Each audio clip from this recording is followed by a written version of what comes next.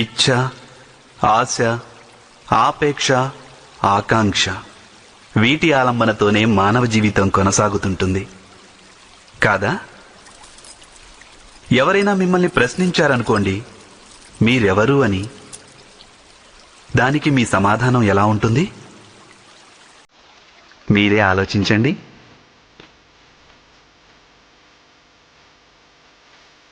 మీకు వెంటనే స్పష్టమవుతుంది మీ ఇచ్ఛలే మీ జీవితం గురించి వ్యాఖ్యానిస్తాయని.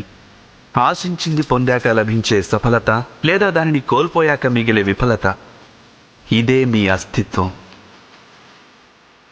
కొందరి జీవితాలు ఎలా ఉంటాయంటే వాళ్ళు లోపల కృంగి కృషించిపోతుంటారు. ఎందుకంటే వాళ్ళు తమ ఇచ్ఛలని చంపుకోలేకపోతారు. ఇచ్ఛలు వాళ్ళని ఎలా నిర్దేశిస్తాయంటే మృగతృష్ణ కోసం మృగాల్లా పరుగులు తీస్తుంటారు. అయినప్పటికీ ఈ ఐహిక ఇచ్ఛల గర్భమే జ్ఞానామృతాన్ని కూడా ప్రసాదిస్తుంది. ఎలా అంటే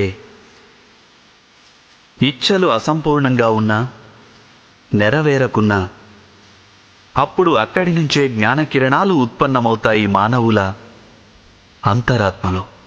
కాదు, ఈ కథలో ఉన్నది కేవలం ఇచ్ఛల నడుమ సంఘర్షణ కాదు, హృదయాల్లోని ఆకాంక్షల వైరుధ్యం ద్వారా ఉత్పన్నమయ్యే భయానక రక్తపాతమూ కాదు. ఈ కథాసారం గాఢాంధకారమైన గర్భం నుంచి ఉదయిస్తున్న జ్ఞానజ్యోతి.